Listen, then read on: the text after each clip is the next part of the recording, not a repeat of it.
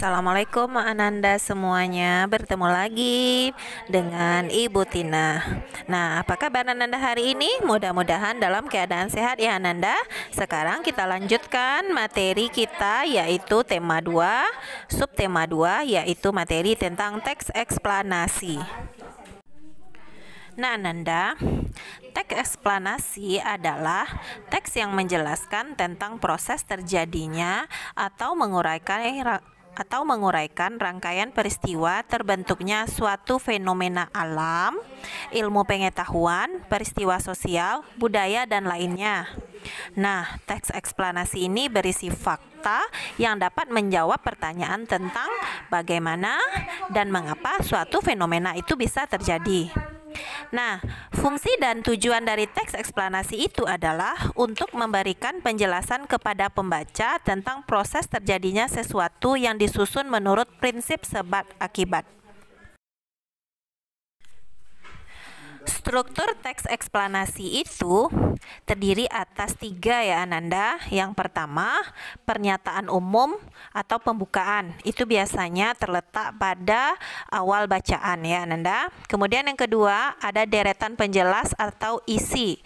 Disinilah dijelaskan bagaimana proses-proses sesuatu itu terjadi di dalam teks eksplanasi tersebut. Kemudian yang ketiga itu penutup atau kesimpulan, itu berisi pesan penulis kepada pembaca.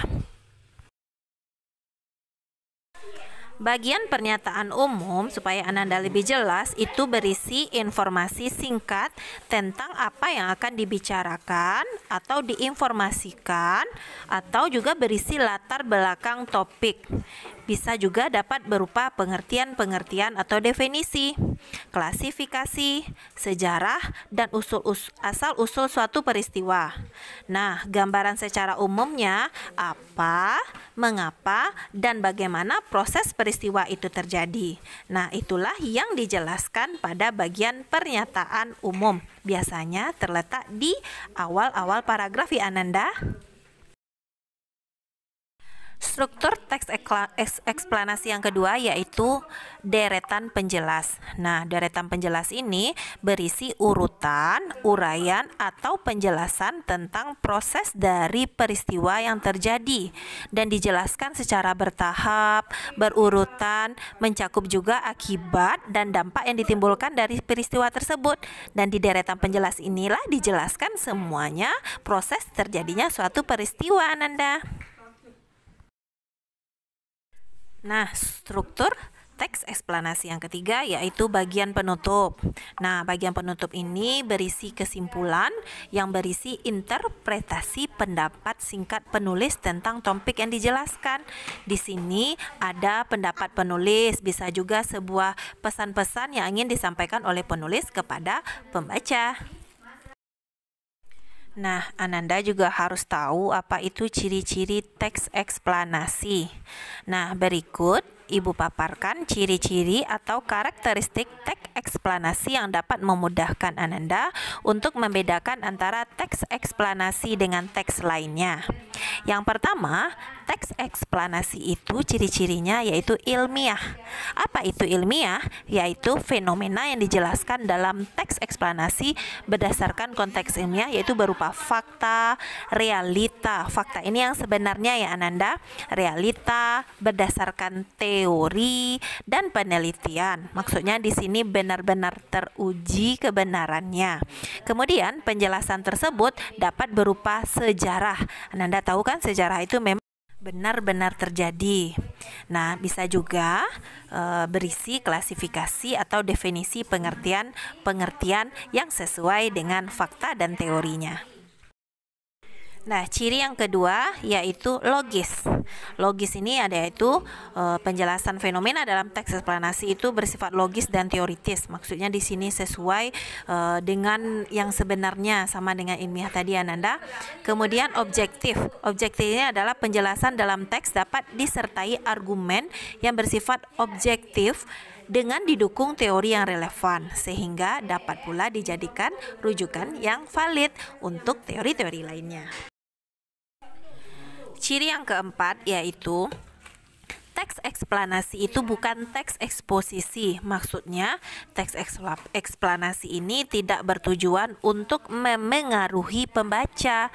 Tidak sama dengan iklan ya Ananda, bukan untuk memengaruhi pembaca, tetapi dia memaparkan fakta atau yang sebenarnya berdasarkan bidang keilmuan. Kemudian ciri yang kelima yaitu teks eksplanasi itu bukan teks prosedur. Teks eksplanasi itu menjelaskan proses yang alami, tidak disadari dan melalui jangka waktu yang lama atau panjang. Nah, sekarang untuk Ananda lebih memahami, kita lihat contoh soal teks eksplanasi. Nah, di sini ada sebuah teks eksplanasi, kita baca ya Ananda juga membaca di rumah. Nah, banjir adalah fenomena alam yang bersumber dari curah hujan dengan intensitas tinggi dan durasi lama pada daerah aliran sungai atau das.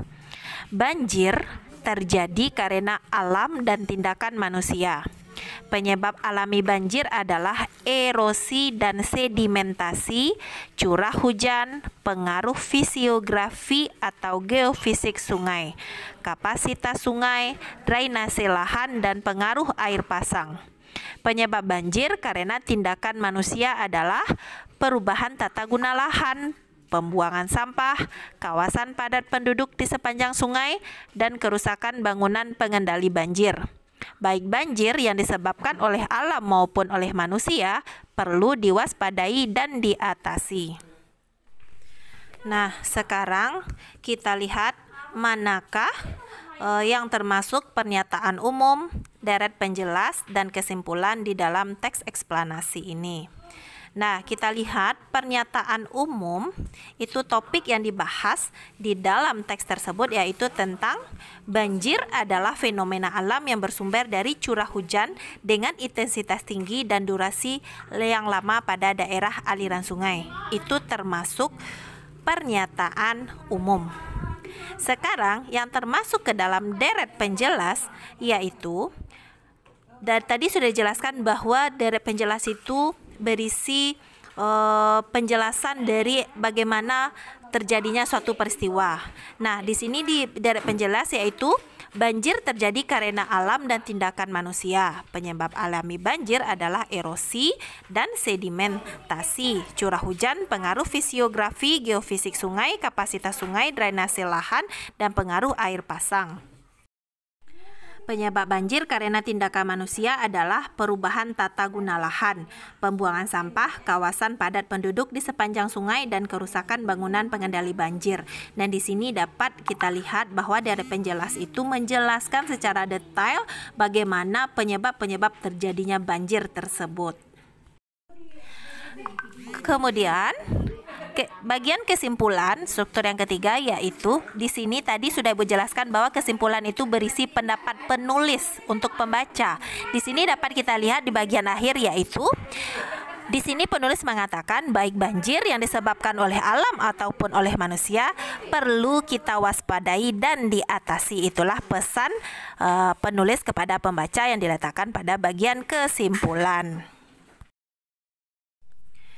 Nah, Ananda, untuk mengukur pemahaman Ananda tentang teks eksplanasi, coba Ananda kerjakan latihan ini ya Ananda. Selamat bekerja Ananda. Demikianlah pembelajaran kita hari ini. Mudah-mudahan dapat membantu pembelajaran Ananda di rumah. Terima kasih. Assalamualaikum warahmatullahi wabarakatuh.